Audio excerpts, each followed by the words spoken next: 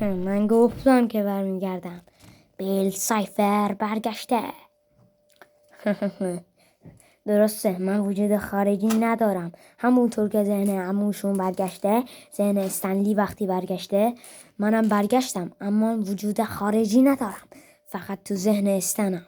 به زودی از ذهن استن استفاده میکنم و مجسمم میشکنم و دوباره وجود خارجی میگیرم. فورتم فهمید و فرار کرد.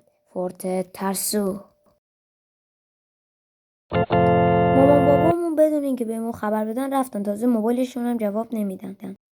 آره خوبه.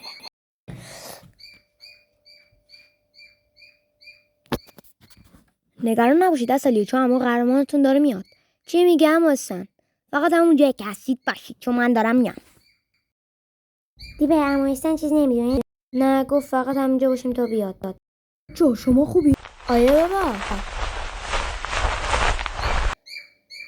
خوبه چون اون داره میاد.